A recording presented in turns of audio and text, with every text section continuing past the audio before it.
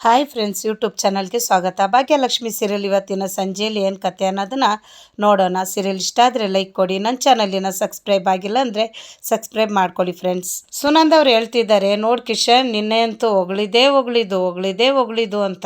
ಅಕ್ಕಪಕ್ಕದವರೆಲ್ಲ ಕಿಶನ್ನ ಹೊಗಳ್ತಿರೋದು ನೋಡಿ ಮನೆಯವರೆಲ್ಲ ಖುಷಿ ಆಗ್ತಿದ್ದಾರೆ. ಹೊಗಳ್ಬೇಕಲ್ವಾ ಸುನಂದಕ್ಕ ಅಂತ ಹೇಳ್ತಿದ್ದಾರೆ. ಅಕ್ಕಪಕ್ಕದವ್ರನ್ನೆಲ್ಲ ಸುನಂದ್ ಅವರು ಕಿಶನ್ ಮುಂದೆ ಪರಿಚಯ ಮಾಡಿಕೊಡ್ತಿದ್ದಾರೆ.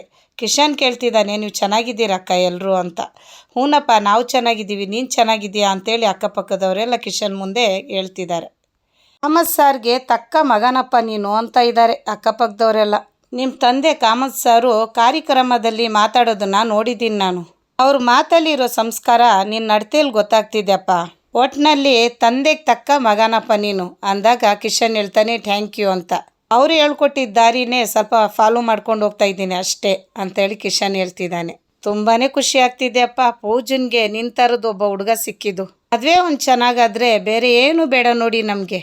ಭಾಗ್ಯ ತಲೆಯಲ್ಲಿ ಏನು ಓಡ್ತಾ ಇದೆ ಅಂದರೆ, ಆದಿ ನೋಡಿದರೆ ಮದುವೆ ನಿಲ್ಲಿಸ್ಬೇಕು ಅಂತ ಹೇಳ್ಬಿಟ್ಟಿದ್ದಾನೆ. ಇವ್ರು ನೋಡಿದರೆ ಮದುವೆ ಮಾಡಬೇಕು ಅಂತ ತುಂಬಾ ಆಸೆ ಇಟ್ಕೊಂಡಿದ್ದಾರೆ. ಏನಪ್ಪ ಮಾಡೋದು ಅಂತ ಮನಸ್ಸಲ್ಲೇ ಅನ್ಕೊತಿದ್ದಾಳೆ. ಇವ್ರಿಗೆ ಹೇಗೆ ಹೇಳಲಿ ಆದಿಯವ್ರು ಹೇಳಿದ ವಿಷಯನ ಅಂತ ಇದ್ದಾಳೆ. ಸುನಂದ್ ಅವರು ಸರಿ ನಡೀರಿ ಪೂಜೆ ಮಾಡೋಣ ಅಂತ ಇದ್ದಾರೆ. ಇಲ್ಲಿ ಪೂಜಾನು ಕಿಶನ್ ಇಬ್ಬರು ಸೇರಿ ಪೂಜೆ ಮಾಡ್ತಿದ್ದಾರೆ. ಪೂಜಾ ಕಿಶನ್ನು ತುಂಬ ಭಯಭಕ್ತಿಯಲ್ಲಿ ಖುಷಿಯಾಗಿ ಪೂಜೆ ಮಾಡ್ತಾ ಇದ್ದಾರೆ.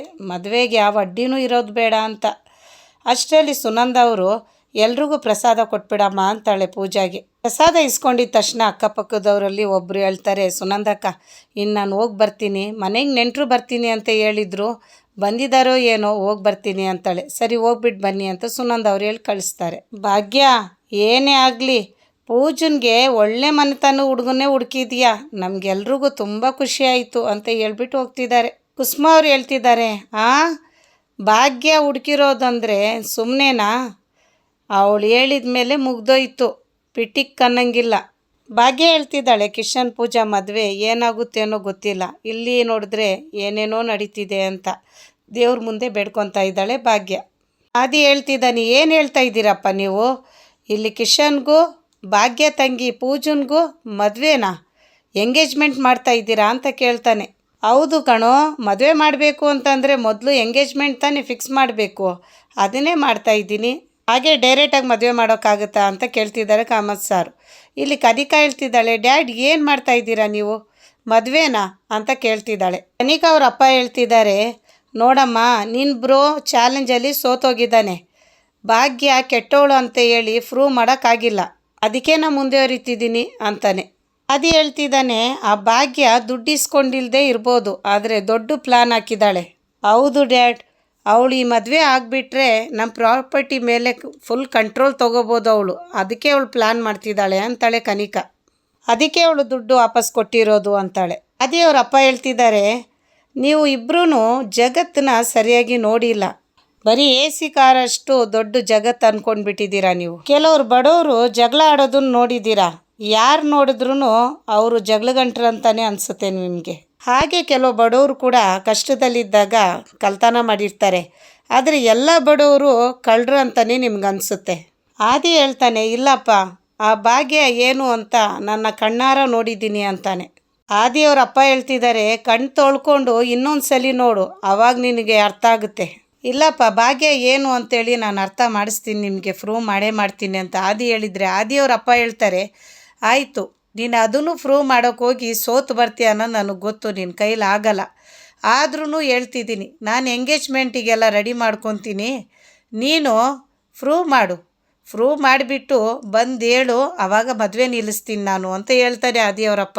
ಕಿಶನ್ ಪೂಜೆ ಮುಗಿಸ್ಕೊಂಡು ಹೋಗ್ತಾನೆ. ಬಾಗ್ಲೋರ್ಗೆ ಹೋಗಿ ತಿರುಗಿ ನೋಡ್ತಾನೆ ಭಾಗ್ಯನ. ಹತ್ರ ಬಂದು ಮನೇಲಿ ಕನಿಕಾ ಏನೆಲ್ಲ ನಿಮಗೆ ಅವಮಾನ ಮಾಡಿದ್ಲು, ಅದ್ರ ಪರವಾಗಿ ನಾನು ಸಾರಿ ಕೇಳ್ತಾ ಇದ್ದೀನಿ, ನನಗೂ ವೇಸ್ಟ್ ಬಾಡಿ ಅಂತ ಹೇಳ್ತಿದ್ಲು, ನಾನು ಎಷ್ಟೇ ತಂಗಿ ಅಂತ ಪ್ರೀತಿ ಮಾಡಿದ್ರು ಅವಳ ಕಡೆಯಿಂದ ಯಾವಾಗೂ ನೋವೇ ಸಿಕ್ತಿತ್ತು ನನಗೆ ಅಂತ ಹೇಳ್ಕೊಂಡು ತುಂಬ ದುಃಖದಲ್ಲಿ ಭಾಗ್ಯ ಮುಂದೆ ಕಣ್ಣೀರು ತೆಗೆದು ಮಾತಾಡ್ತಿದ್ದಾನೆ ಕಿಶನ್. ಅವನ ಮಾತು ಕೇಳಿ ಭಾಗ್ಯಗೆ ಅಳುನೇ ಬಂದ್ಬಿಡುತ್ತೆ. ಮತ್ತೆ ಭಾಗ್ಯಗೆ ಮಾತು ಕೊಡ್ತಾನೆ, ನಿಮ್ಮ ತಂಗಿನ ತುಂಬ ಚೆನ್ನಾಗಿ ನೋಡ್ಕೊತೀನಿ, ಒಂದು ಹನಿ ಕಣ್ಣೀರು ಕೂಡ ಬರೋಕ್ಕೆ ಬಿಡಲ್ಲ, ಆ ಥರ ಇಟ್ಕೊಂಡು ನೋಡ್ಕೊತೀನಿ ಅಂತ. ಅದನ್ನು ಕೇಳಿಸ್ಕೊಂಡಿದ್ದು ಭಾಗ್ಯ ಕಣ್ಣಲ್ಲಿ ಆನಂದ ಕಣ್ಣೀರು ಬರುತ್ತೆ.